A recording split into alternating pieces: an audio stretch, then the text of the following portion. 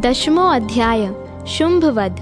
मैं मस्तक पर अर्धचंद्र धारण करने वाली शिव शक्ति स्वरूपा भगवती कामेश्वरी का हृदय में चिंतन करता हूँ। वे तपाए हुए सुवर्ण के समान सुंदर हैं। सूर्य, चंद्रमा और अग्नि, ये ही 3 उनके नेत्र हैं तथा वे अपने मनोहर हाथों में धनुष, बाण, अंकुश, पाश और शूल धारण किए हुए हैं।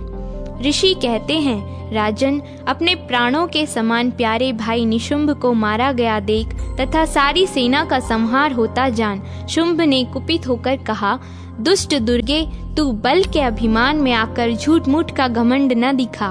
तू बड़ी मानिनी बनी हुई है, किंतु दूसरी स्त्रियों के बल का सहारा लेकर लड़ती है।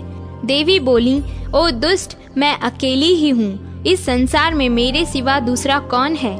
देख, ये मेरी ही विभूतियाँ हैं, अतः मुझ में ही प्रवेश कर रही हैं। तदनंतर ब्रह्माणी आदि समस्त देवियां अंबिका देवी के शरीर में लीन हो गईं। उस समय केवल अंबिका देवी ही रह गईं। देवी बोली, मैं अपनी ऐश्वर्य शक्ति से अनेक रूपों में यहाँ उपस्थित हुई थी। उन सब रूपों को मैंने समेट लिया। अब अकेली ही युद्ध में खड़ी हूँ, तुम भी स्थिर हो जाओ। ऋषि कहते हैं, तदनंतर देवी और शुंभ दोनों में सब देवताओं तथा दानवों के देखते देखते भयंकर युद्ध छिड़ गया। बाणों की वर्षा से तथा तीखे शस्त्रों एवं दारुण अस्त्रों के प्रहार के कारण उन दोनों का युद्ध सब लोगों के लिए बड़ा भयानक प्रतीत होता था।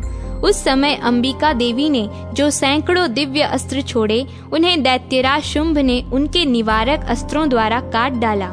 इसी प्रकार शुंभ ने भी जो दिव्य अस्त्र चलाए, उन्हें परमेश्वरी ने भयंकर हुंकार शब्द के उच्चारण आदि द्वारा खिलवाड़ में ही नष्ट कर दिया। तब उस असुर ने सैकड़ों बाणों से देवी को आच्छादित कर दिया। यह देख क्रोध में भरी हुई उन देवी ने भी बाण मारकर उसका धनुष काट डाला।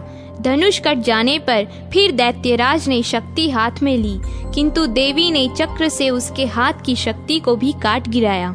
तत्पश्चात दैत्यों के स्वामी शुंभ ने 100 चांद वाली चमकती हुई ढाल और तलवार हाथ में ले उस समय देवी पर धावा किया। उसके आते ही चंडिका ने अपने धनुष से छोड़े हुए तीखे बाणों द्वारा उसकी सूर्य किरणों के समान उज्जवल ढाल और तलवार को तुरंत काट दिया। फिर उस दैत्य के घोड़े और सारथी मारे गए। धनुष तो पहले ही कट चुका था। अब उसने अंबिका को मारने के लिए उद्धत हो भयंकर मुंदर हाथ में लिया। उसे आते देख देवी ने अपने तीक्ष्ण बाणों से उसका मुंदर भी काट डाला। तिस पर भी वह असुर मुक्का तान कर बड़े वेग से देवी की ओर झपटा। उस दैत्यराज ने देवी की छाती में मुक्का मारा। तब उन देवी ने भी उसकी छाती में एक चांटा जड़ दिया। देवी का थप्पड़ खाकर दैत्यराज शुंभ पृथ्वी पर गिर पड़ा, किंतु पुनः सहसा पूर्ववत खड़ा हो गया। फिर वह उछला और देवी को ऊपर ले जाकर आकाश में खड़ा हो गया। तब चंडिका आकाश में भी बिना किसी आधार के ही शुंभ के साथ युद्ध करने लगी। उस समय दैत्य और चंडिका आकाश में एक दूसरे से लड़ने लगे। उनका वह युद्ध पहले सिद्ध और मुनियों को विस्मय में डालने वाला हुआ। फिर अंबिका ने शुंभ के साथ बहुत देर तक युद्ध करने के पश्चात उसे उठाकर घुमाया और पृथ्वी पर पटक दिया। पटके जाने पर पृथ्वी पर आने के बाद वह दुष्टात्मा दैत्य पुनः चंडिका का वध करने के लिए उनकी ओर बड़े वेग से दौड़ा। तब समस्त दैत्यों के राजा शुंभ को अपनी ओर आते देख देवी ने त्रिशूल से उसकी छाती छेद कर उसे पृथ्वी पर गिरा दिया।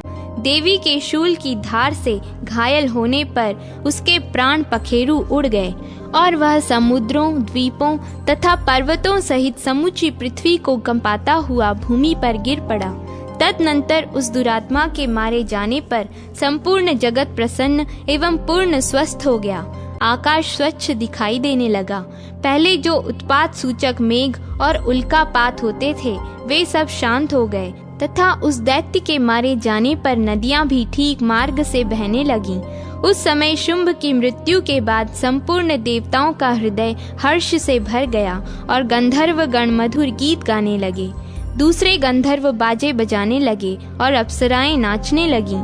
पवित्र वायु बहने लगी। सूर्य की प्रभा उत्तम हो गई। अग्निशाला की बुझी हुई आग अपने आप प्रज्वलित हो उठी तथा संपूर्ण दिशाओं के भयंकर शब्द शांत हो गए। इस प्रकार श्री मार्कंडेय पुराण में सावर्णिक मनवंतर की कथा के अंतर्गत देवी महात्म्य में शुंभ वध नामक 10वां अध्याय पूरा हुआ।